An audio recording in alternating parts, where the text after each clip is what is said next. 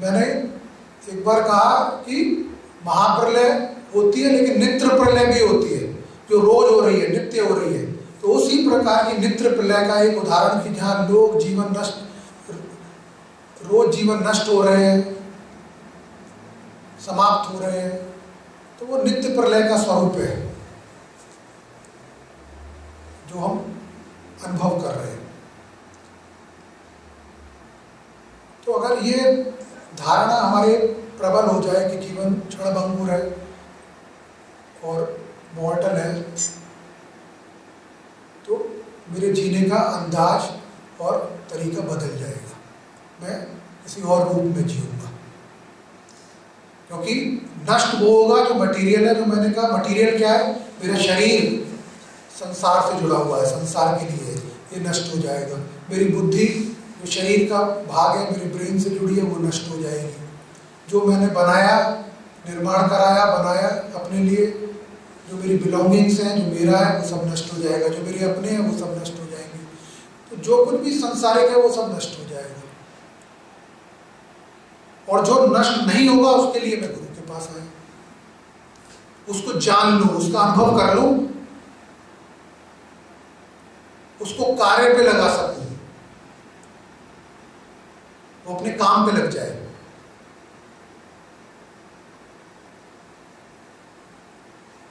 तो जिस सबको मैं अपना कहता हूं, सब कुछ नश्वर हो गया, सब कुछ समाप्त होने वाला हो गया, और प्रकृति उसका अनुभव मुझे समय समय पर करा रही है। समय समय पर उसने मुझे वो चीज दिखा दी।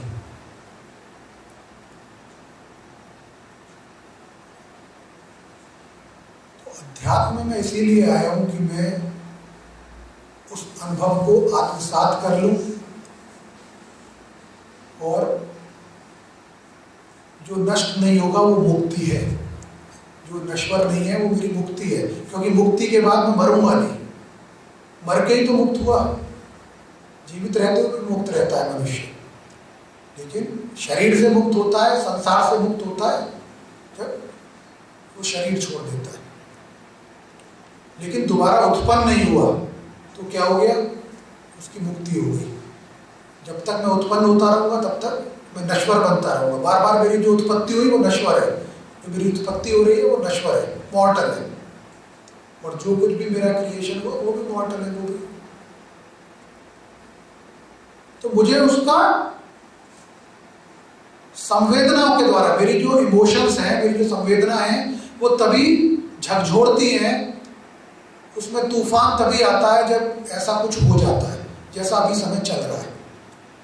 तो भय उत्पन्न हो जाता है। हम सब भय से ग्रसित है, तभी तो अपनी सुरक्षा के लिए चिंतित है, औरों की सुरक्षा के लिए चिंतित है।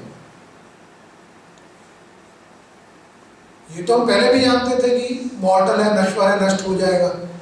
लेकिन एक घटना घटित हुई और उसने भय उत्पन्न कर दिया। दोबारा से वो इमोशंस, वो संवेदनाएं जागृत हो गई, क्योंकि हम देख रहे हैं आसपास रोज क्या हो रहा है और वो भय को उत्पन्न कर रहा है।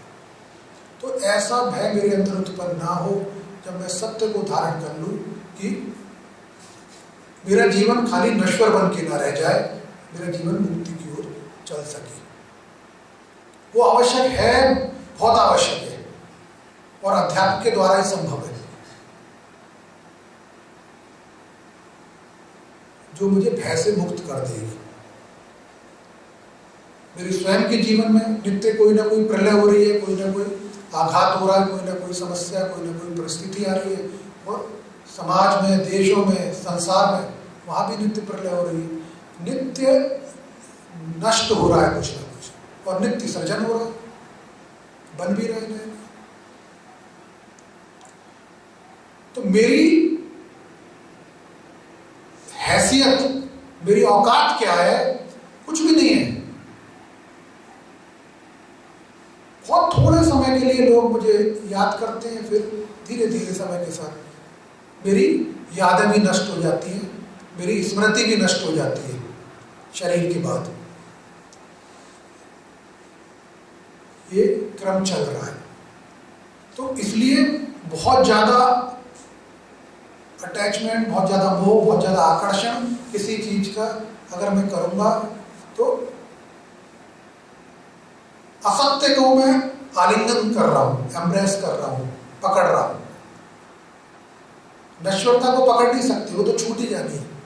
कितना भी मैं जकड़ लूं, कितना भी उसको बाहों में भर लूं, मेरे हाथ से छूट जाएगी, सब कुछ छूट जाएगा। और जो गुरु मुझे देना चाहता है वो मेरे साथ जाएगा, वो मेरे जीवन को सार्थक कर देगा, मेरी दिव्यता को सार्थक कर देगा, मेरे स्वरूप को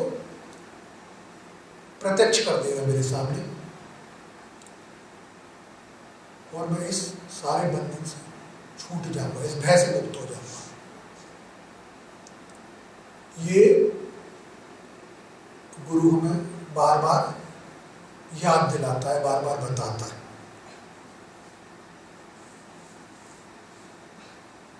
प्रकृति में मेरा कुछ भी नहीं है और मेरा कोई भी नहीं है। असुरक्षा मेरे चारों ओर है, हर क्षण में असुरक्षित हूं, लेकिन उससे भयभीत नहीं होना, उसीलिए मैं अध्यात्म हूं।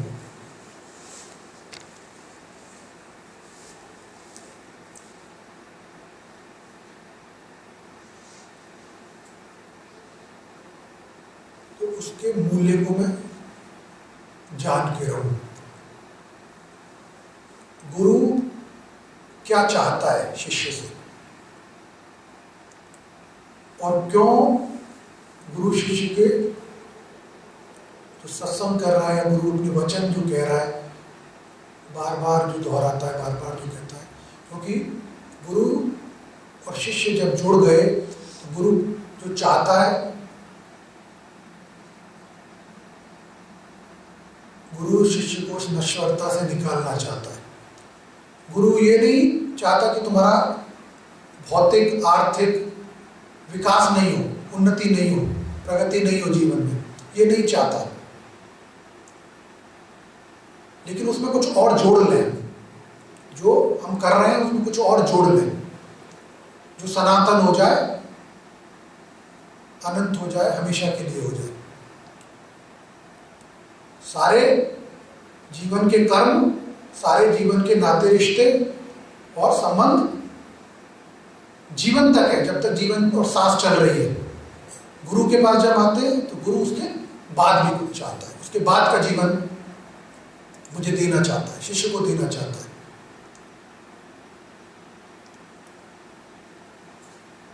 तो पूर्ण उन्नति करें, मैं ये नहीं चाहकर भी कह सकता कि तुम सांसारिक विकास नहीं करो या सांसारिक उन्नति नहीं करो, वो तो तुम्हारा अधिकार है, तुम्हारा कर्तव्य है।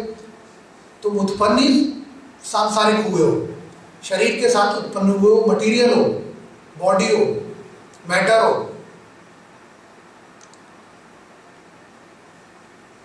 You are not only spirit, खाली स्पिरिट थोड़े ही हो, खाली आत्मा थोड़े ही हो, स्थूल सब लेके आए हो, तो वो तो तुम्हारा एक भाग है पूरे व्यक्तित्व का, उससे तो अलग हो ही नहीं।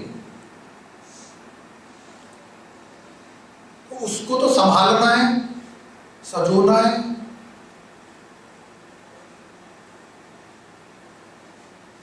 लेकिन ये होगा कैसे? तुम आर्थिक प्रगति कैसे करते हो, अच्छा रोजगार कैसे प्राप्त करते हो, अच्छा काम कैसे करते हो, धन अर्जन कैसे करते हो, क्या लगता है उसमें? उसमें लगती है पोटेंशियल, मेरी क्षमता लगती है। मेरी क्षमता क्या है? अपनी क्षमता के अनुसार हर आदमी प्रगति करता है ना। सांसारिक जो कार्य कर रहे हो, कोई टीचर है, कोई प्रोफेसर है, कोई अफसर है, कोई बिजनेसमैन है, कोई लेबर है, कोई टैक्सी ड्राइवर है, अलग अलग तरह के काम है। हर व्यक्ति कैसे काम कर रहा है? अपनी क्षमता के अनुसार। What is my potential, that kind of job I am doing. अपनी क्षमता से अधिक नहीं कर सकता। और जब मैं अपनी क्षमता को बढ़ा लेता हूं तो मैं और बेटर काम करता हूं, कुछ और अच्छा करता हूं, उससे मेरी अर्निंग और बढ़ती है, थोड़ा विकास होता है आर्थिक, ऐसे तो चलता है। तो according to my potential I do job in the world and I progress in the world. तो क्या शब्द निकल के आया?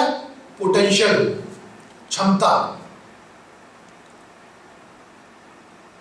That is very important subject and word. बहुत महत्वपूर्ण विषय है पोटेंशियल, क्षमता मेरी।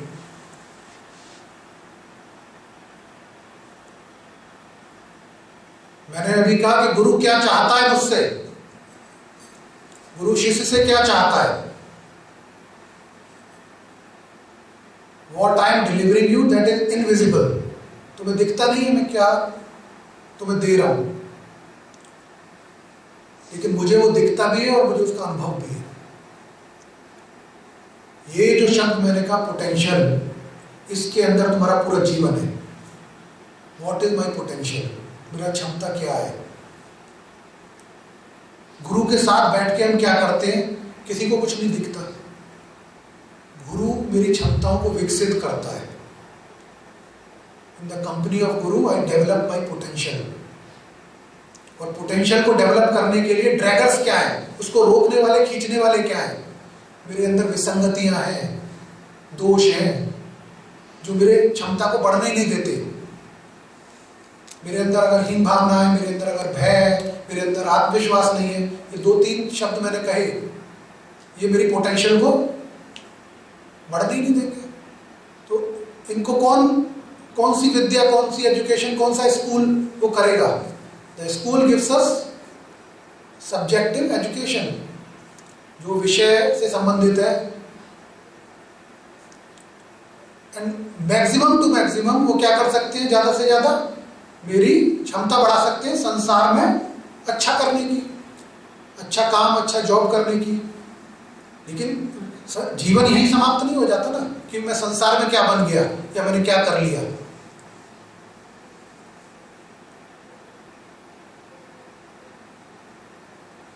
What is that defines the potential?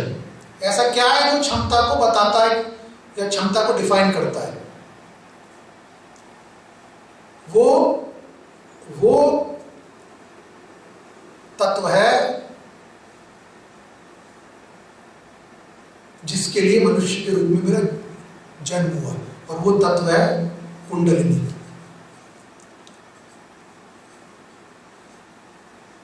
Kundalini और मेरी क्षमता, दे गो हैंड इन हैंड। मेरा पोटेंशियल। अब कुंडलिनी को हम कैसे देखते हैं? कुंडलिनी को हम देखते हैं कि ये तो आध्यात्मिक सब्जेक्ट है, आध्यात्मिक विषय है, इसका मेरे सांसारिक कार्यों से क्या लेना देना है। My day to day life is not associated with kundalini. ये हमारा सोच है, ऐसा हमारा परसेप्शन है, ऐसी हमारी धारणा है, लेकिन ये बिल्कुल गलत है।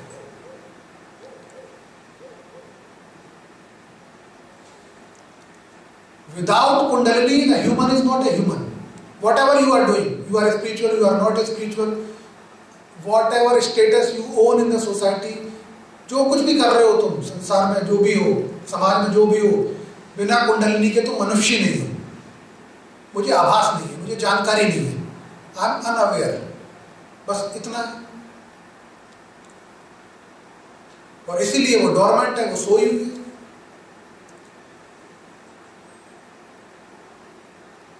और दूसरा, मेरी ऐसी धारणा या ऐसी सोच होती है कि ये तो बहुत ही कठिन चीज है, ऐसा हमने सुना है, ये तो योगी कर सकते हैं, कोई बहुत महान योगी होगा, बहुत तपस्वी होगा तभी कर पाएगा, नहीं तो हो ही नहीं सकता। तो मैं क्या चीज हूं, मैं कैसे कर लूंगा? तो कहानी मेरी वहीं खत्म हो गई, मैं तो कर ही नहीं सकता, ये मेरे लिए नहीं है। लेकिन ऐसा है नहीं।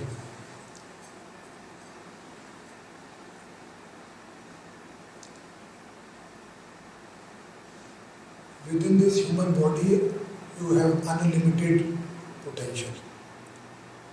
उसकी कोई सीमा नहीं है क्षमता की। तुम क्या कर सकते हो उसकी कोई क्षमता नहीं है, उसकी कोई सीमा नहीं है। लेकिन मुझे पहले विश्वास हो उस पर, फिर जागृति हो। मैं बार बार क्या कहता हूँ, इतने सालों से जागृति, चेतना, अवेयरनेस, इसकी बात करता रहता हूँ। मैं बार बार घूम फिर के वहीं आ जाता हूँ।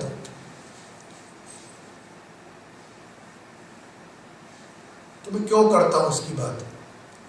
क्योंकि अध्यात्म के सार में यही चेतना है। मेरी क्षमता कैसे बढ़ेगी? मेरी चेतना के द्वारा, मेरी जागृति के द्वारा।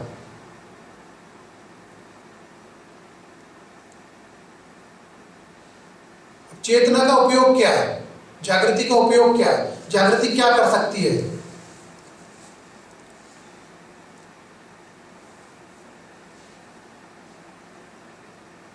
जागृति मुझे क्या दे सकती है? तो उसका उदाहरण मैं तुम्हें देता हूं। जीवन में तुम अनुभव प्राप्त करते हो ना, you get experience in life. If father and daughter is sitting, their experience is different. बेटी का अनुभव दूसरा होगा, पिता का अनुभव दूसरा होगा। क्यों दूसरा है अनुभव? Both are human beings. क्योंकि अनुभव प्राप्त होता है मुझे समय देकर। जीवन का समय देता हूं मैं बहुत लंबा, और जब मैं समय देता हूं, आयु बढ़ती है, तो मुझे अनुभव प्राप्त होता है। तो मैं अपने बच्चे को बताता हूं कि ऐसे करो, ये गलत है, ये सही है। कैसे बता रहा हूं मैं? Because I have experience. मैंने अनुभव किया। अनुभव कैसे किया? मेरे जीवन का समय लग गया उस अनुभव को करने में, बहुत लंबा समय लग गया। मैं बालक से युवा हुआ, युवा से प्रौढ़ हो गया, वृद्ध हो गया, और जितनी मेरी आयु बढ़ी उतना मेरा अनुभव बढ़ा। तो जब अनुभव बढ़ता है तो मैं स्थिर होने लगता हूं। मेरी जो उथल पुथल है यंग एज में होती है ना, या मेरे आकर्षण है, मेरे मोह है, मेरी बहुत सारी चीजें वो शांत होने लगती हैं उम्र के साथ साथ। क्योंकि मुझे अनुभव हो गया कि उसकी उपयोगिता क्या है, उसकी सत्यता क्या है। लेकिन अनुभव के लिए मैंने समय खोया, सालों खोए जीवन के। बहुत साल खोने के बाद मुझे अनुभव हुआ। अब मैं चाहता हूं मेरा अनुभव मेरी संतान को मिल जाए और वो उस अनुभव का लाभ ले ले, लेकिन वो लेना नहीं चाहते। वो मेरी बात नहीं सुनते, मेरा लाभ नहीं लेना चाहते। तो वो भी क्या करेंगे? समय नष्ट करेंगे बहुत। एक युवा या युवती समय नष्ट करेगी, तब वो अनुभव प्राप्त होगा। तो अनुभव को प्राप्त करने के लिए मैंने जीवन का बहुत लंबा 10, 20, 30, 40, 50 साल खोए, तब मैंने अनुभव किया। तो उससे क्या हुआ? मैं एक स्थिर और मुझे थोड़ी जागृति आई कि जीवन में क्या उपयोगी है, क्या अनुपयोगी है, किस चीज को मुझे पीछे जाना है, किसके पीछे नहीं जाना है, क्या करना है, सारा मुझे अनुभव हो जाता है। तो मैं थोड़ा स्थिर हो जाता हूँ, शांत हो जाता हूँ, चीजें समझने लगता हूँ, मेरी समझ बढ़ जाती है, समझदारी बढ़ जाती है। तो यही मैं कहना चाहता हूँ कि ये जो मैंने समय देकर, समय गंवाकर अनुभव किया, चेतना के द्वारा मैं वो समय बचा सकता हूँ। चेतना मुझे बिना समय गंवाए वो अनुभव करा सकती है। जागृति से मैं समय नहीं गंवाऊंगा। एक यंग लड़का या लड़की, युवक युवती भी अगर वो चेतन हो गया, जागृत हो गया, तो वो अनुभव कर लेगा जो मैं बहुत समय खर्च करके करता। चेतना मेरा समय बचा देती है, जागृति मेरा समय बचा देती है। अब मुझे वो समय नहीं खर्च करना पड़ेगा। उस समय को मैं अब अपने उपयोग में लगा दूंगा, क्योंकि समय तो सीमित है। एक शरीर मिला, एक समय मिला, दो तो चीज ईश्वर ने मुझे दी।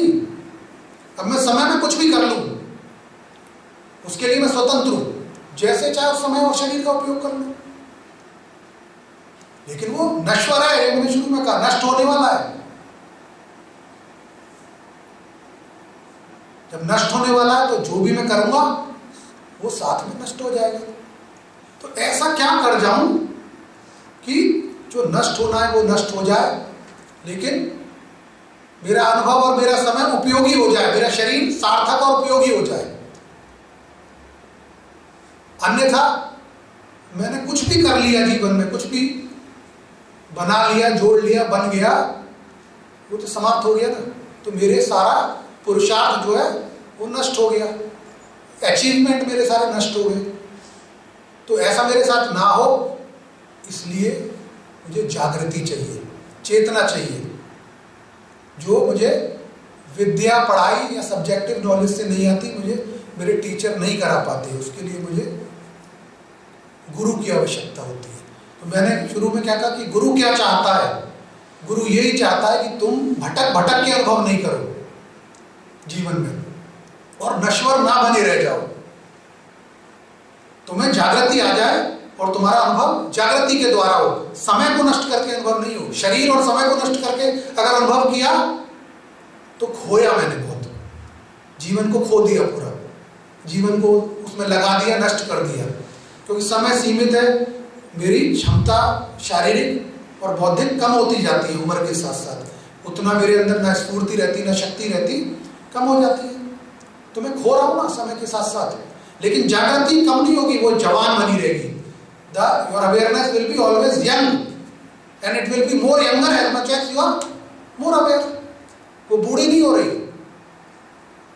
तो उसका उपयोग मैं अपने बुढ़ापे में भी करूंगा, मिडिल एज में भी करूंगा, यंग अवस्था में, हर समय कर सकता हूं, क्योंकि वो और यंग होगी। तो क्यों नहीं करूं? अगर कहीं से मिल सकती है, अगर कहीं कोई बता सकता है, कोई दे सकता है, तो क्यों ना लूं? मेरे जीवन का समय बच जाएगा। तो ये सबसे सुंदर चेतना और जागृति का प्रभाव है कि मेरा समय बच जाता है। मैं समय नष्ट करके अनुभव नहीं कर रहा, जागृति से अनुभव कर रहा हूं और मैं सही निर्णय ले सकता हूं, क्योंकि जागृति से विवेक उत्पन्न होता है और विवेक मुझे सही निर्णय कराता है, मेरे भय को नष्ट करता है, मेरी असुरक्षा को समाप्त करता है, मेरे विकारों को, मेरी विसंगतियों को दूर करता है। और ये मुझे जीवन में कहीं पर भी भटक लूं, गुरु के अतिरिक्त कोई मुझे दे ही नहीं सकता, कोई बता ही नहीं सकता, उसको कोई जागृत कर ही नहीं सकता।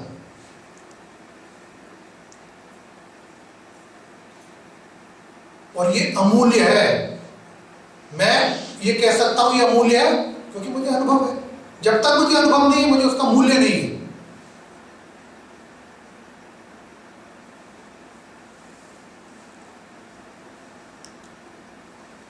अभी मैं तुम्हें एक बहुत सशक्त, बहुत शक्तिशाली उदाहरण दूंगा।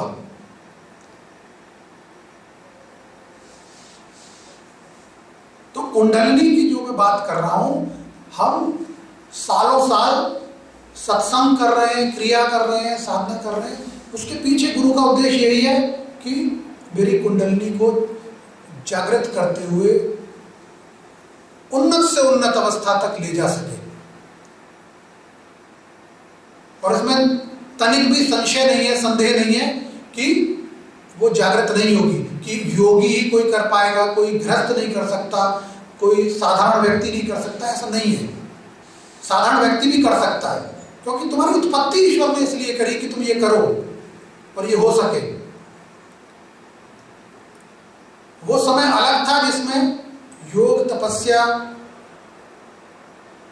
व्यक्ति कर पाता था उस प्रकार से, वो एज अलग थी, युग अलग था। तब इतने सारे झंझावत, अट्रैक्शन, जीवन में बहुत साधारण जीवन था, चीजें थी नहीं जीवन में, तो समय भी था और सोच भटक नहीं रही थी, मस्तिष्क भटकता नहीं था, क्योंकि कुछ था ही नहीं भटकने के लिए। भटकता किससे? वो आसपास सब विकास हो रहा है, चीजें हो रही हैं, उसी से तो भटकता है मस्तिष्क। तो वो भटका भी अगर मेरे पास नहीं होगा तो मैं क्या कर, आराम से बैठ के साधनारत हो जाऊंगा, तपस्वी हो जाऊंगा। लेकिन अब ऐसी स्थिति नहीं है, अब स्थिति अलग है, बहुत सारे डिस्टर्बेंसेस है, बहुत सारी चीजें हैं, तो अब माध्यम अलग है। अब तुम्हें योगी होने की जरूरत नहीं है। योगी कैसे बनोगे? मन से बनोगे।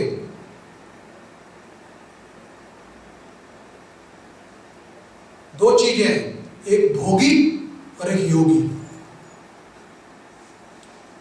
गुरु मुझे भोग से योग की तरफ ले जाता है। योग में योगा वाला योग नहीं कर रहा, फिजिकल एक्सरसाइज जो करते हो, योगा पोस्चर जो लगाते हो, वो वाला योगी नहीं, वो योगी नहीं है। वो तो हठ योग है, एक योग की कला है, जिसका अध्यात्म से कोई दूर दूर तक संपर्क नहीं हो, वो भी योगासन कर सकता है। लेकिन योगी एक बहुत अलग चीज है। योगी वो है जो भोगों से अलग हटते हुए, क्योंकि भोगों से क्या होता है, भोगवादी जो है भोग नष्ट हो रहा होता है, और भोग में व्यक्ति विचलित रहता है, रेस्टलेसनेस रहती है, अतृप्ति रहती है, असंतुष्टि रहती है, अभाव रहता है, जीवन भर अभाव रहेगा। मुझे सब कुछ दुनिया का, सारी दौलत भी मिल जाए और सब कुछ मिल जाए, और अगर मेरी प्रवृत्ति भोगवादी है तो मैं अतृप्त रहूंगा, बेचैन रहूंगा, परेशान रहूंगा, क्योंकि मैं भोगना चाहता हूं उसको। बहुत छोटा सा भेद है किसी चीज को भोगने में और उपयोग करने में, समझ रहे हो? भोगना और उपयोग करने में बहुत थोड़ा सा ही भेद है, और वो चित्त और चिंतन का भेद है। मैं सब कुछ उपयोग कर सकता हूं। मैं किसी भी शिष्य को ये नहीं कहता कि ये मत करना, दिस इज प्रोहिबिटेड, ऐसा मत करना, यहां मत जाना, ये मत करना। स्वतंत्र हो, बिल्कुल हो ना।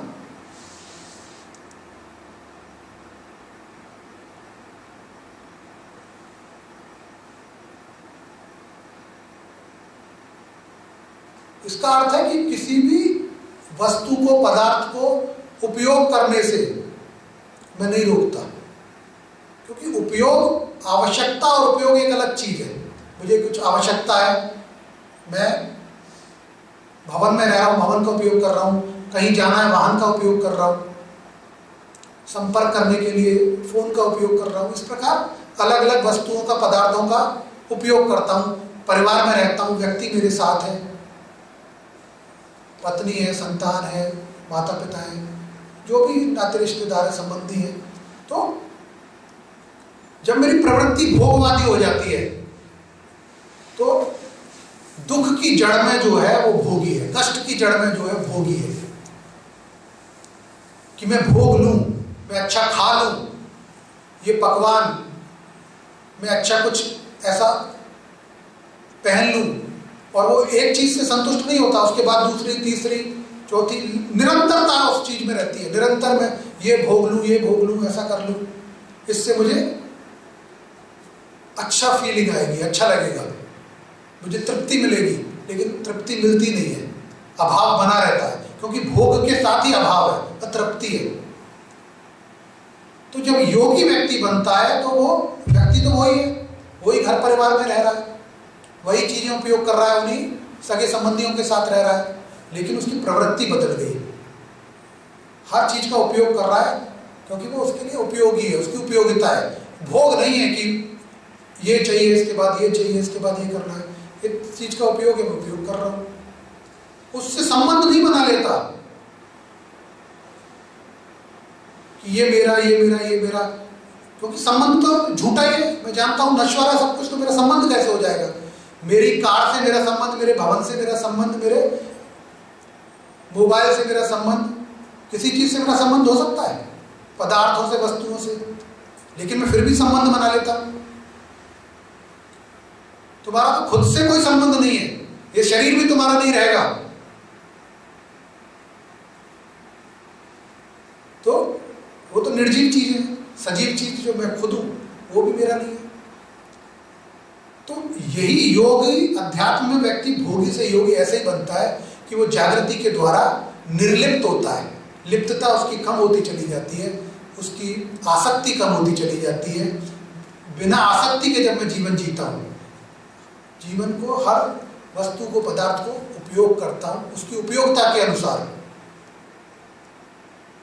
और उसका उपयोग करते हुए मैं एक योगी की भांति जागृत होता चला जाता हूं, जागृत होता चला जाता हूं, मुक्त होता चला जाता हूं। मैं सजीव रूप में जीते जी मुक्ति यही तो है कि मेरा अटैचमेंट, मेरी आसक्ति, मेरा इंडल्जेंस, मेरा टेम्पटेशन किसी वस्तु, पदार्थ, व्यक्ति में ना हो।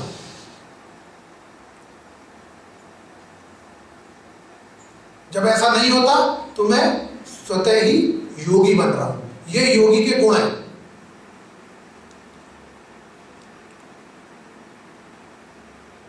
तो इसमें यह भी नहीं है कि मैं सब कुछ त्याग दूं। तुम सब कुछ त्याग दोगे तब भी अगर तुम्हारा मन उधर भाग रहा है तो तुम योगी नहीं बन पाओगे। वो हठ योग बन जाएगा कि मैंने जबरदस्ती अपने स्वयं को कि आज मैं व्रत रखूंगा, भोजन नहीं करूंगा। मुझे भूख तो लग रही है ना, लेकिन मैं हट के कारण भोजन नहीं कर रहा, तो मेरी भूख शांत नहीं हुई। सांसारिक पदार्थों या व्यक्तियों या किसी भी वस्तु के प्रति अगर मेरी भूख शांत नहीं हुई, तृष्णा शांत नहीं हुई, तृष्णा मेरे साथ है, तो मैं अगर उसको छोड़ भी दूंगा तो भी मैं योगी नहीं बना, क्योंकि मेरी स्मृति में वो तैर रही है, रात दिन वो मेरी स्मृति में है।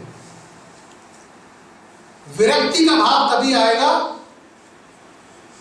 जब जागृत होऊंगा। जागृति मुझे विरक्त करती है, आसक्ति मुझे लिप्त करती है। तो मैं किसी भी चीज में, और मुझे दिखा है, मैंने कहा कि प्रलय चल रही है, नित्य प्रलय चल रही है।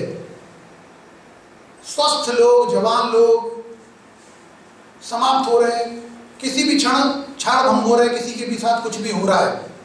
मेरे पास केवल अवसर है, एक ही अवसर है जीवन में, एक शरीर, एक अवसर, एक मनुष्य जीवन, यही अवसर है। किस क्षण यह नष्ट हो जाएगा, अवसर भी और शरीर, सब कुछ नहीं जानता। ईश्वर और गुरु मुझे चेता रहा है, बार बार चेता रहा है। वो मुझे रोक नहीं रहा प्रगति करने से। सांसारिक प्रगति तो तुम्हें करनी पड़ेगी। वो कैसे करोगे? क्षमता से, पोटेंशियल से करोगे। कुंडली जागरण भी तुम्हारी प्रगति कराएगी, तुम्हें नीचे नहीं लाएगी। योगी का अर्थ सब कुछ छोड़ना नहीं है, ये मैंने बता दिया। विरक्त भाव पैदा हो जाना योगी।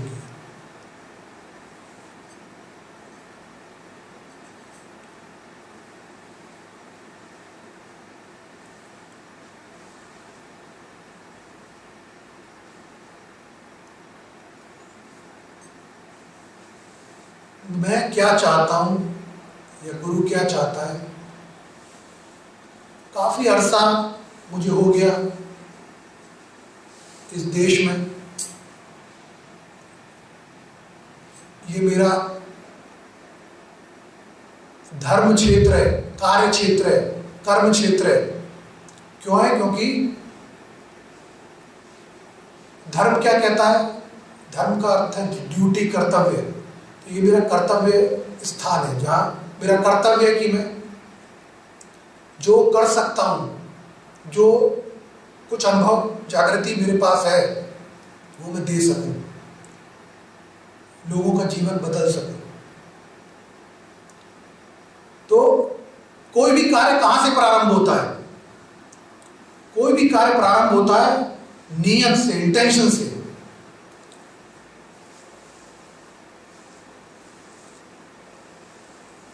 That is the beginning of any new initiative, new work, new endeavor.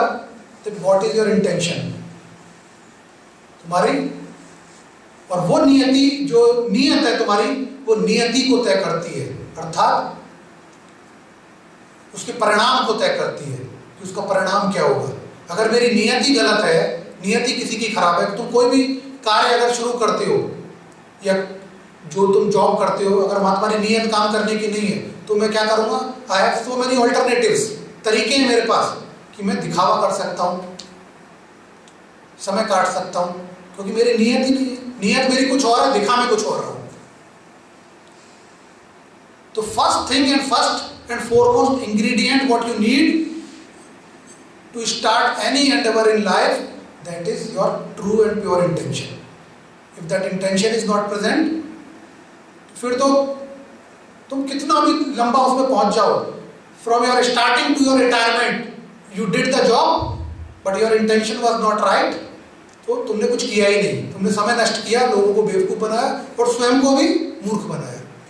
Because only one thing, the intention was not there. वहां मेरी नियत ही नहीं थी। तो नियत सबसे पहले मेरी हो, इंटेंशन मेरा सही हो। तो यहां भी जब मैं बैठा हूं, अगर मेरा इंटेंशन जागृत होने का, मुक्त होने का नहीं है, the highest potential, the highest what can I achieve in spirituality, if that is not my intention, अगर वो मेरी नियत नहीं है, तो मैं खेल कूद के ऐसे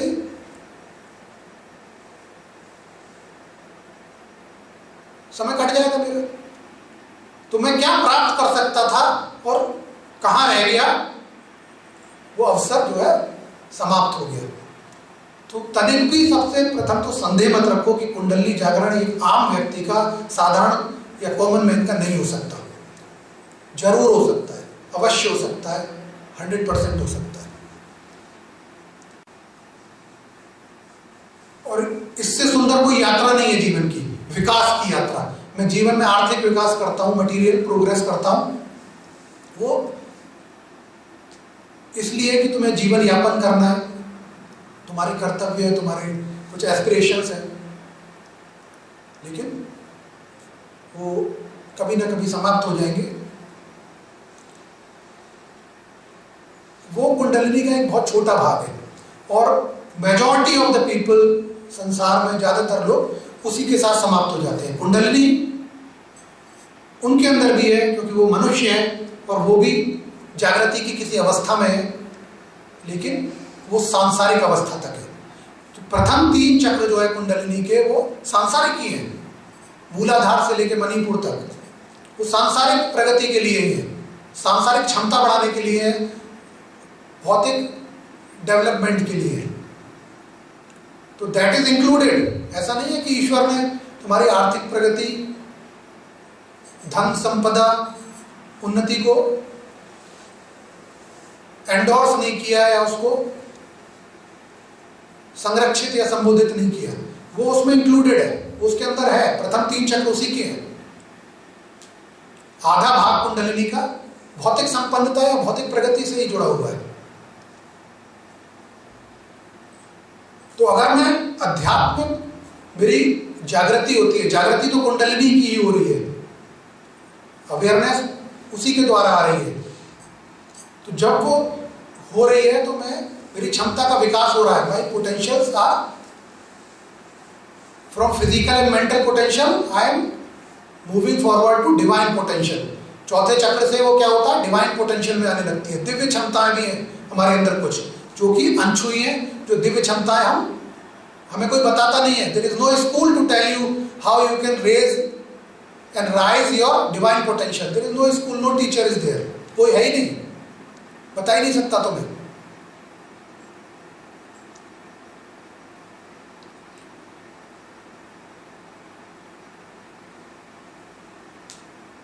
and that is the human purpose. वो मनुष्य का पहला और आखिरी उद्देश्य वही है। हमारे बहुत सारे गोल्स होते हैं जीवन में जो हम करते हैं, विद्या प्राप्त करते हैं, पढ़ते हैं, विकास हमारा होता है, but those are not eventual purpose. ये कोई बताता नहीं है। बताएगा कैसे? जागृत होना पड़ेगा। जागृत होगा तो बता पाएगा। और उसकी उपयोगिता नहीं है उनके लिए। उपयोगिता और मूल्य कब होगा? मैंने कहा जब मैं अनुभव कर लूंगा। अब मैंने तुम्हें कहा था कि मैं तुम्हें एक बहुत सशक्त उदाहरण दूंगा, तो मैं वो उदाहरण तुम्हें देता हूं।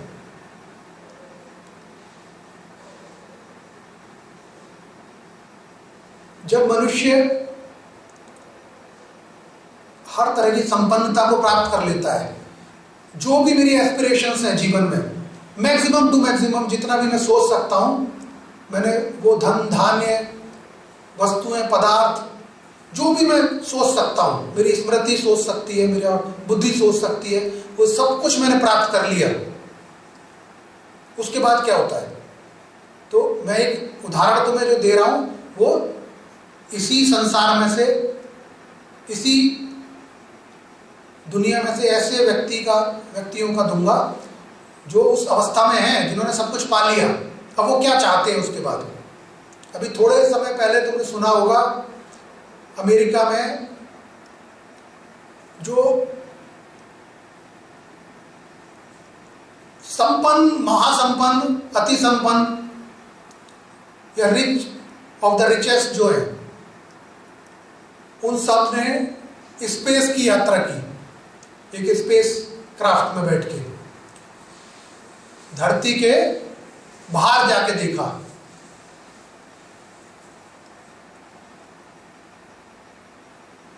कुछ समय के लिए पृथ्वी के वायुमंडल के बाहर जब जाते हो तो हम कहां चले जाते हैं? स्पेस में चले जाते हैं। तो वो सब उन उनके पास पैसे की और धन की तो कमी है नहीं, तो सारा जो भी है धन देकर उन्होंने जो भी उसका खर्चा आता है वो सब कुछ मिनट के लिए स्पेस में गए और फिर वापस आए, तो अनुभव करने गए कि कैसा लगता है स्पेस में जाके, कैसा लगता है। थोड़ा सा कठिन होगा जो चीज़ें मैं बताने जा रहा हूँ अभी, तो थोड़ा ध्यान से सुनना। तो ऐसे काफ़ी लोग थे जो पूर्ण संपन्न है, जिनके पास धन की कोई कमी नहीं है। तो मनुष्य जब पृथ्वी पे सब कुछ पा सकता है और उसके अंदर ये कॉन्फिडेंस है, आत्मविश्वास है कि मैं कुछ भी ले सकता हूँ, इतनी संपन्नता मेरे पास है, इतना धन मेरे पास है, तो वो उससे बाहर कहीं निकलना चाहता है, स्पेस में जाके देखूं क्या है। लेकिन स्पेस में लिमिटेशंस है। अभी तक मनुष्य कहाँ पहुंचा है स्पेस में? हमारे कितने ग्रह हैं? हमारे 9 ग्रह हैं, हम जानते हैं। और ये 9 ग्रह हमें साइंस से पहले ज्योतिष ने बता दिए। ज्योतिष तो बहुत पुराना है, तो कैसे वो पता लग गए? साइंस तो बाद में पहुंची। There are 9 planets. अब उन 9 प्लैनेट्स में से भी हम चंद्रमा तक पहुंचे, मून तक मनुष्य पहुंचा है और प्रयास कर रहे हैं मंगल ग्रह तक पहुंचने का। तो ये मनुष्य की जो मैक्सिमम लिमिट है वो ये है कि मैं स्पेस में इन सब चीजों को एक्सप्लोर कर सकूं, देख सकूं और डिस्कवरी कर सकूं। यही तो मैक्सिमम पोटेंशियल है। अभी ह्यूमन पोटेंशियल बता रहा हूं मैं, जो मटेरियल पोटेंशियल है तुम्हारा, जो पहले 3 चक्रों का जो तुम्हारी क्षमता है या संसार की क्षमता है, वो उसमें क्या कर रहा है? They are trying to reach to the other planet. और उसमें अभी तक हम इतने सालों में ह्यूमन सिविलाइजेशन की हम कहाँ पहुंच पाए? चंद्रमा तक पहुंच पाए। और जिनके पास धन आ गया वो स्पेस में एक बार कुछ मिनट के लिए होके नीचे आ गए। तो दुनिया का सारा धन मिलके भी मुझे कुछ मिनट के लिए स्पेस में ले जाएगा, फिर नीचे ले आएगा।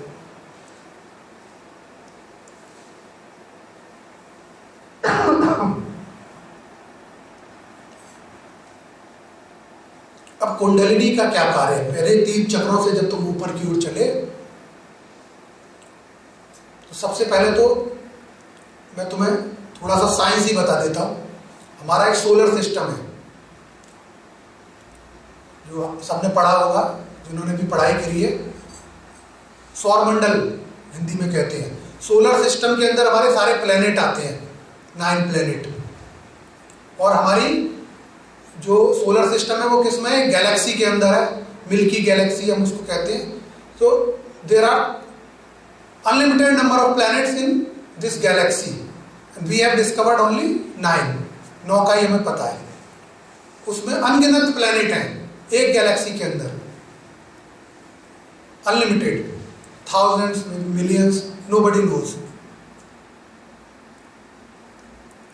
और एक गैलेक्सी जिसके अंदर हमारी पृथ्वी भी आती है, जिसके अंदर इतने प्लैनेट आते हैं, जिन्हें कितने और प्लैनेट होंगे, हजारों लाखों, जिसका अभी हमें पता ही नहीं है, डिस्कवरी नहीं हुई। साइंस ने डिस्कवरी नहीं किया, मनुष्य ने डिस्कवरी नहीं किया। ये तो एक गैलेक्सी की बता रहा हूं मैं। ऐसी अनगिनत इन्फिनिटिव गैलेक्सी हैं जिनके अपने हजारों लाखों सोलर सिस्टम हैं, और फिर करोड़ों ग्रह होंगे उनके अपने अपने। तो मनुष्य अपने जीवन काल में तो कभी जान नहीं पाएगा।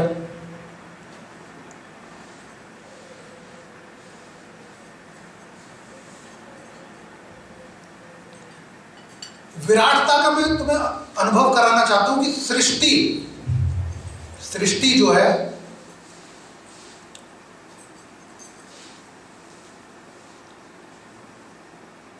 ब्रह्मांड जो है, यूनिवर्स जो है, वो कितना विराट है। उसकी विराटता का कोई सीमा ही नहीं है।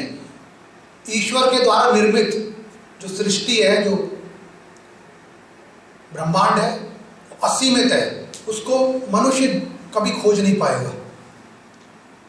और यही मनुष्य का मैक्सिमम ध्येय है, उद्देश्य है कि मैं कैसे ना कैसे उसको जान लूं। हमारे जैसे हम प्राणी पृथ्वी पे रह रहे हैं, कहीं और भी प्राणी रह रहे हो, ऐसा साइंस सोचती है ना कि एलियंस होंगे, कहीं कोई होगा, उसकी खोज कर लें हम। तो वो लगे हुए हैं अपने प्रयासों में। They want to travel. The highest potential the science can do, they want to travel to these planets, solar systems. अब जैसा मैंने तुम्हें बताया, उसमें तुम्हें संभव लगता है कि कभी वो एक हमारी गैलेक्सी जो है जिसमें हम सिर्फ केवल 9 प्लेनेट को ढूंढ पाए, यानी एक सौरमंडल को ढूंढ पाए, लाखों करोड़ों सौरमंडल है, लाखों करोड़ों प्लैनेट है उसके अंदर, वो एक गैलेक्सी को पूरा कभी जीवन में साइंस देख पाएगी? कभी नहीं देख पाएगी, उसको पता ही नहीं लगेगा। अभी तो एक ही प्लैनेट पे हम पहुंच पाए, सैकड़ों साल हो गए हमें, यानी कितने सैकड़ों हजारों सालों में हम कुछ प्लैनेट पे पहुंचेंगे। और ऐसे जाने कितने सोलर सिस्टम लाखों हैं एक गैलेक्सी के अंदर, और ऐसी लाखों करोड़ों गैलेक्सी हैं, इतना ज्यादा वो है, मैं बता भी नहीं सकता तुम्हें। That is how the universe is created by the God, it's out of human reach, and the science highest potential is just to discover that, to reach there, कैसे भी पता लगा ले। और जो सब कुछ हर तरह से संपन्न हो जाता है दुनिया में, जो हर वस्तु पदार्थ को खरीद सकता है, वो भी अंत में ये चाहता है कि मैं स्पेस में देखूं जाके, उसकी भी इच्छा यही है, उसकी भी एस्पिरेशन यही है। अब जो पूरे संसार की, पूरी साइंस की, सारी धन संपदा की जो आशा, आकांक्षा और इच्छा है, वो बैठे बैठे कुंडलिनी जागरण के माध्यम से पूरा यूनिवर्स ट्रेवल हो जाता है। Whole universe you can travel through kundalini awakening, not one planet, one galaxy, one solar system, the whole universe, thousands of galaxy, the momentum is so fast, your consciousness can travel throughout the galaxies, throughout the solar systems, planets, everywhere. The moment you disconnect from your body, इससे अलग होते हो, तो बिना पैसे खर्च किए हुए सारे दुनिया की दौलत नहीं चाहिए, जागृति चाहिए, कुंडलिनी अवेकनिंग चाहिए। कोई यान नहीं चाहिए, रॉकेट नहीं चाहिए जिसमें बैठ के जाओगे कुछ करोगे। और ऐसा पहले हुआ है, तभी तो ये ग्रह बता दिए, साइंस के डिस्कवर होने से पहले बता दिए ना, और वो सत्य निकला, साइंस ने भी उन्हीं को डिस्कवर किया और उसको प्रूव कर दिया कि हाँ ये 9 ग्रह हैं। तो वो कैसे पता लगे? ऐसे ही पता लगे, कुंडलिनी के माध्यम से पता लगे, चेतना के माध्यम से पता लगे। So without spending any cent you can travel to whole universe, and that is the highest potential in man, and that is what all scientists and all rich people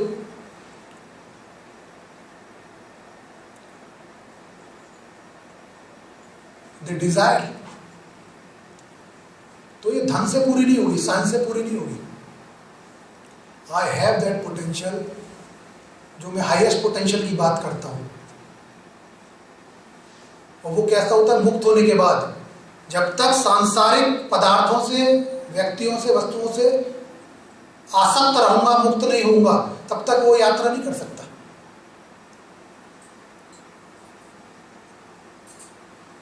उसके लिए ये भी आवश्यक नहीं है कि शरीर मेरा नष्ट हो जाए, मुझे शरीर छोड़ना पड़े। शरीर तो मेरा जुड़ा हुआ है आसक्ति के साथ, मोह के साथ, अन्यथा शरीर से मेरा कुछ लेना देना ही नहीं है, मैं उसको जोड़ लेता हूं। जैसे ही मेरी आसक्ति समाप्त हुई, मेरा शरीर से मुक्त हो गया। चेतना कोई शरीर का भाग नहीं है, कोई शरीर का अंग नहीं है, वो सर्वथा मुक्त है। बट वो उतनी जागृत हो गई कि वो इतना ट्रेवल कर सकती है। तो that is the highest potential. और ईश्वर जो है वो ब्रह्मांड में नहीं है, ईश्वर ने तो ब्रह्मांड की रचना की है, ईश्वर ब्रह्मांड से परे है, और मैं ईश्वर का अंश हूं, ईश्वर में समाहित हो जाऊंगा, ईश्वर को समर्पित हो जाऊंगा। तो ईश्वर पूरे ब्रह्मांड को एक जगह से देख सकता है, सारे universe, galaxies, solar system, planets, everything God can watch, not with in the system, being out of the system, उसके बाहर रहकर। तो मैं ईश्वर का अंश होकर, चैतन्य होकर, पूर्ण जागृत होकर इस सब सिस्टम से बाहर जाके इसको देख सकता हूं, सबका अनुभव कर सकता हूं।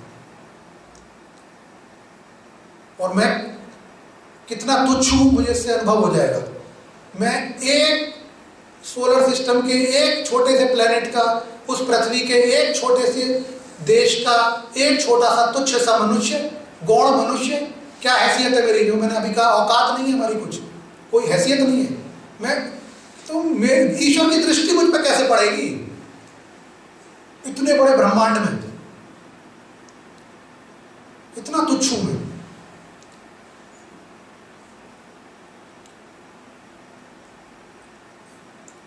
वो तभी पड़ेगी जब मैं जागृत होकर प्रकाशित हो जाऊंगा, चमकूंगा। जब जहाज ऊपर उड़ता है, तुम शीशा चमकाते हो तो पायलट को दिखता है कि कुछ है, नहीं तो नीचे खड़ा हुआ आदमी थोड़ी दिखता है उसको। उसका अटेंशन अट्रैक्ट करने के लिए क्या करते हैं? कोई चीज चमकाते हैं जिससे कि रोशनी पहुंचे उस तक, नहीं तो तुम दिखोगे नहीं नीचे, कुछ 1000 फुट से ही नहीं दिखते हो। तो जब मेरा व्यक्तित्व प्रकाशित होगा, चमकेगा, तो ईश्वर को नजर आएगा ऊपर से।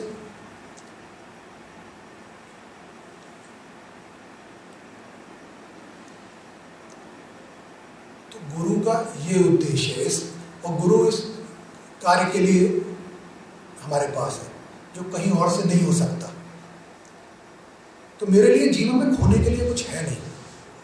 मैं बहुत कुछ खोता हूँ, बहुत कुछ पाता हूँ, लेकिन अंत में अगर मैं सबका कैलकुलेशन और सारी इक्वेशन अपनी लगा लूंगा तो मैं सब कुछ खोऊंगा। I will go from here as a loser only, क्योंकि सब कुछ तो मैं खोने वाला हूँ, और जो मैं प्राप्त कर सकता हूँ उसका मैं मूल्य नहीं जानता।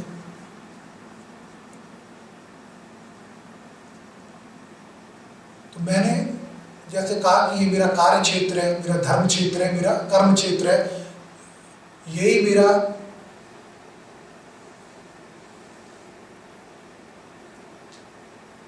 मेरे अंदर जो प्रेरणा है, जो इच्छा है, वो यही है कि मैं यहाँ जो छोटे बच्चे हैं, जो नवयुवक हैं, नवयुवती हैं, मिडिल एज लोग हैं, वृद्ध लोग हैं,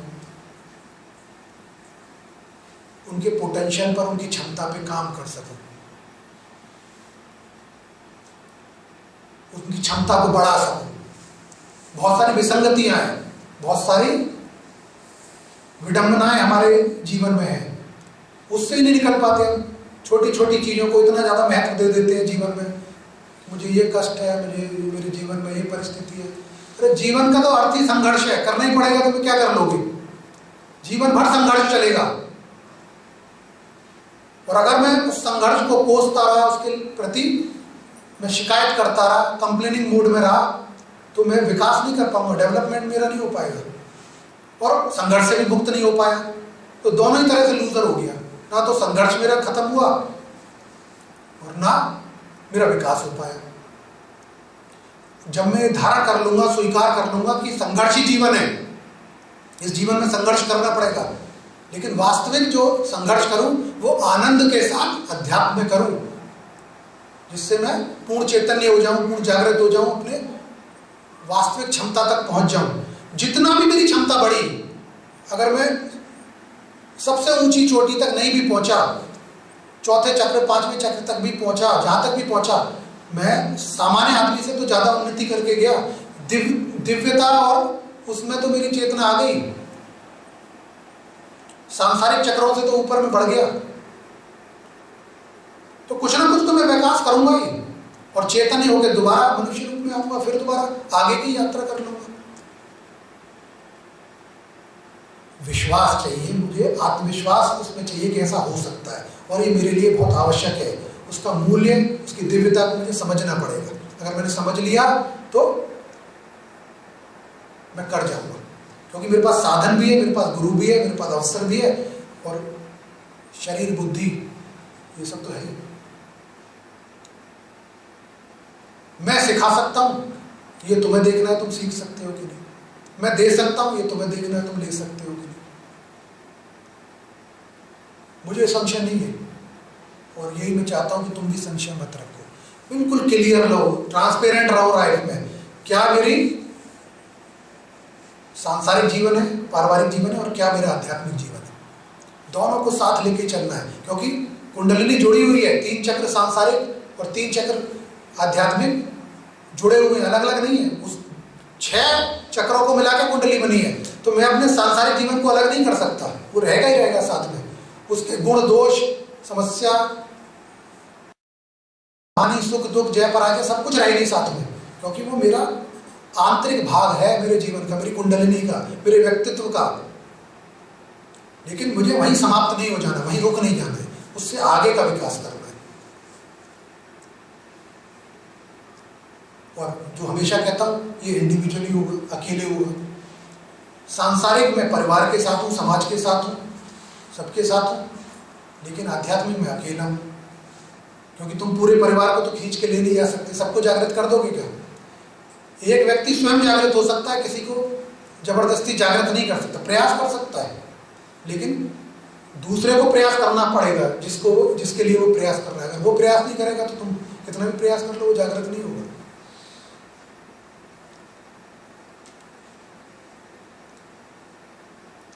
तो जब मेरा पोटेंशियल बढ़ता है, मेरी क्षमता बढ़ती है, तो मैं सांसारिक रूप से तो बहुत अच्छा करता ही हूं, अच्छा परफॉर्म करता हूं, प्रोडक्टिव हो जाता हूं, ज्यादा अच्छा करने लगता हूं, क्योंकि चेतना मेरी और ज्यादा बढ़ गई, जागृति बढ़ गई, मेरा पोटेंशियल बढ़ गया। और मेरे कुछ भी करने के मूल में मेरी क्षमता ही है। अगर मेरी क्षमता बढ़ गई और मेरे जो वीकनेसेस थी, कमजोरियां थी, मेरा आत्मविश्वास नहीं था, भय था, मेरे अंदर हीन भावनाएं थी, मुझे अलग अलग तरह की विसंगतियां थी, वो सब भस्म हो गई, जल गई, तो स्वाभाविक हो गया कि मैं अच्छा ही करूंगा, सांसारिक रूप से बहुत अच्छा करूंगा, ज्यादा धनधानपूर्ण होऊंगा, ज्यादा धन अर्जन करूंगा, ज्यादा अच्छा कार्य करूंगा, ज्यादा अच्छे डेजिग्नेशन पे काम करूंगा। ये तो उसके अंदर समाहित है अपने आप ही। लेकिन आसक्त नहीं होऊंगा, उससे मुक्त रहूंगा, विरक्त रह के करूंगा।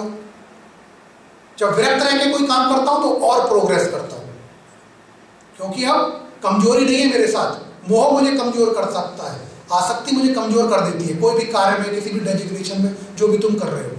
विरक्ति के साथ मैं तेजी के साथ प्रोग्रेस करता हूँ, बहुत फास्ट प्रोग्रेस करता हूँ, क्योंकि भय नहीं है, असुरक्षा नहीं है, संशय नहीं है, डाउट्स नहीं है। बहुत ये कहते हैं balance of life, how to balance my material and spiritual life. Clarity होनी चाहिए, ट्रांसपेरेंसी होनी चाहिए, नियत होनी चाहिए, इंटेंशन होनी चाहिए। There should be true intention first. दिखावा नहीं हो सकता। और मैं चाहता हूं ऐसा हो। मुझे प्रेम है इस देश से, तुम सबसे। तो मैं सर्वस्व, सारी चेतना, सब कुछ जागृति लगाकर भी मैं देखना चाहता हूं। मेरे लिए सबसे ज्यादा आनंद का क्षण वो होता है जब मैं बदलाव देखता हूं शिष्य के अंदर। तुम्हारी मटीरियल प्रोग्रेस कितनी हो जाती है वो मुझे आनंदित नहीं कर सकती।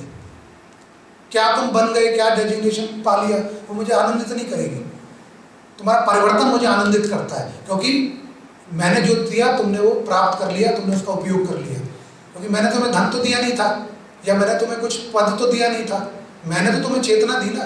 तो मैं चेतना ही देखना चाहता हूँ, तुम्हें चेतन ही देखना चाहता हूँ, वही मुझे आनंदित कर सकता है। अगर मैंने तुम्हें गणित सब पढ़ाया और तुम इंग्लिश में हाईएस्ट नंबर ले आए तो मैं प्रसन्न थोड़ी होऊंगा। मैंने तुम्हें गणित पढ़ाया था, तो गणित का टीचर इंग्लिश में हाईएस्ट मार्क देख के प्रसन्न नहीं होगा, उसको तो गणित में हाईएस्ट मार्क्स चाहिए।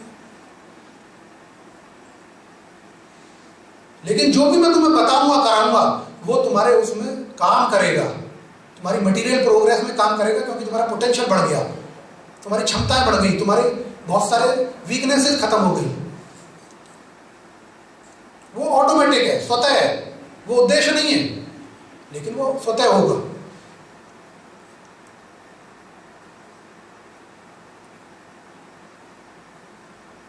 तो मैं चाहता हूं ऐसा सुंदर कार्य इस देश में हो, क्योंकि बहुत सीमित हमारी सीमाएं, बहुत छोटी जगह है, बहुत छोटे बच्चों से लेके आगे तक सबका पोटेंशियल बढ़े। पोटेंशियल बढ़े, वो अपने सामाजिक देश के लिए अच्छा काम करें,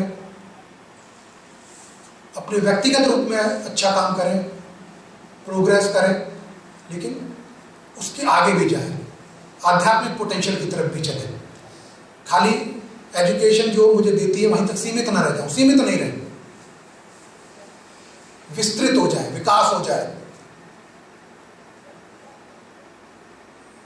भयमुक्त होकर काम करें, उल्लास के साथ काम करें, हौसला बढ़ जाए उनका।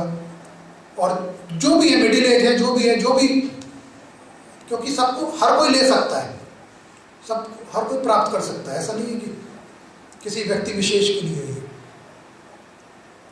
तो मेरा समय बच जाएगा, जो मैंने कहा, अनुभव हो जाएगा मुझे। एक बच्चा अगर चैतन्य हो जाता है तो अब उसको बुढ़ा होने नहीं पड़ेगा, अनुभव से नहीं सीखेगा, वो चेतना से सीख जाएगा, जागृति से उसको सीख जाएगा क्या उपयोगी है, क्या अनुपयोगी है, सब कुछ जान लेगा, क्योंकि वो चैतन्य हो गया। तो मेरा पूरा देश, पूरा समाज, सब उसका लाभ ले सकते हैं और इवेंचुअली उसका लाभ पूरे देश को मिलेगा। तो ये मेरे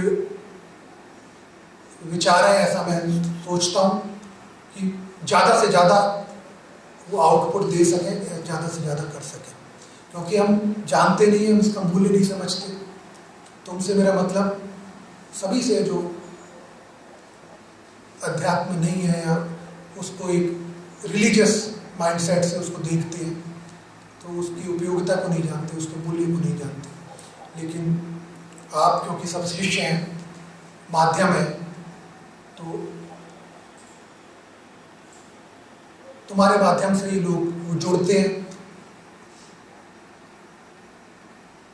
और उनको अवसर मिल जाता है कि वो उस विकास में, उस चेतना की यात्रा में साथ जुड़ जाएं, परिवर्तित हो जाएं, बदल सकें। क्योंकि बड़ा शक्ति लगती है गुरु की मेरे जकड़न को तोड़ने में, मेरे स्वभाव को बदलने में, मेरी प्रवृत्ति को बदलने में। मैं छूटता नहीं है। The character of a person is very very difficult to change, the mindset, the perception to change is very difficult. बहुत ऊर्जा, बहुत शक्ति लगती है गुरु की बदलने में। किसी को कोई बदलना नहीं चाहता, उसको विश्वास जगाने में, उसका आत्मविश्वास जगाने में बड़ी शक्ति लगती है। लेकिन उस चीज़ से मैं भागता नहीं हूँ, उसके लिए मैं तैयार हूँ, क्योंकि मुझे आनंद देता है, मुझे खुशी होती है उससे।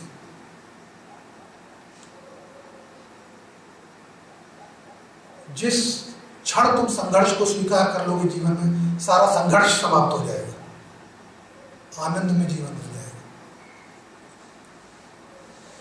हल्के हो जाओगे, तैरने लगोगे। ऐसा उद्देश्य हमारा है। अपने विश्वास को दृढ़ रखो, सकारात्मक रखो जीवन को, जो जीवन में चल रहा है चलने दो, जीवन की नश्वरता को याद रखो और कुंडली जागरण के माध्यम से अपनी क्षमताओं का विकास करते रहो। मैं तुम्हारे साथ हूँ, तुम्हारे लिए हूँ, तुम्हारे कार्य के लिए हूँ। मैं अपना कर्तव्य करता रहूँगा। तुम्हें सिर्फ विश्वास रखना है। अगर तुम यहाँ बैठ गए आके तो कुछ ना कुछ लेके जाओगे, थोड़ा भी लेके जाओगे, 1% भी लेके जाओगे तो तुम्हारे पॉजिटिव अकाउंट में ही जाएगा, तुम्हारे कुछ ना कुछ परिवर्तन करने में ही काम आएगा, जीवन में कुछ ना कुछ बदलाव भी करेगा, तुम्हारी क्षमताओं का विकास ही होगा। और यहाँ के अलावा या अध्यात्म के अलावा तुम्हें बाहर से कहीं मिलेगा नहीं। वो पूंजी है मेरी, बहुत सहेज के रखने वाली और उसको बढ़ाते रहने वाली। तो इस पूंजी का मूल्य में समझूं, इस अवसर का, गुरु का, अध्यात्म का मूल्य में समझूं और चलता रहूं, आनंदित रहूं, जीवन में हल्का रहूं। जो आ रहा है ईश्वर दे रहा है, उसको स्वीकार करता चलो, आगे बढ़ता चलो। क्योंकि मैं जानता हूं कि मैं वैसे ही नष्ट हो जाऊंगा कभी ना कभी, तो सार्थक कर ले जाओ इस जीवन को। और मैं तुम्हें बार बार जगाता रहूंगा, बार बार बताता रहूंगा, भूलने में दूंगा नहीं। अगर मेरे पास आ गए तो मैं भूलने नहीं दूंगा, मैं बार बार तुम्हें याद दिलाता रहूंगा। याद रहेगा तो बदलेगा नहीं। जीवन में पूर्ण जागृत होते हुए वो यात्रा कर सको जो पूर्ण धन धान्य से युक्त लोग वो भी नहीं कर सकते। किसी की सीमा नहीं है जो उसको कर ले, ऐसी यात्रा तुम कर सको जीवन में। मैं तुच्छ हूं, तुच्छ पैदा हुआ लेकिन तुच्छ ना रहूं, दिव्य रहूं, दिव्य हो जाऊं जीवन में। ईश्वर की दृष्टि मुझ पे पड़ जाए, ऐसी चमक मेरे अंदर उत्पन्न हो जाए, ऐसा गुरु का प्रयास भी है, गुरु का आशीर्वाद भी है, और वो हो सकता है। तुम कितने भी बुरे हो, कितने भी अवगुणों से युक्त हो, कुछ भी हो, फिर भी मैं पूर्ण विश्वास रखता हूं कि परिवर्तन हो जाएगा। वो भी तुम्हें रोक नहीं पाएंगे, बस तुम अगर मेरे सामने आ गए तो वो होता रहेगा, खुद होता रहेगा, क्योंकि दोष हम सभी में है, वो स्वतः भस्म हो जाएगा।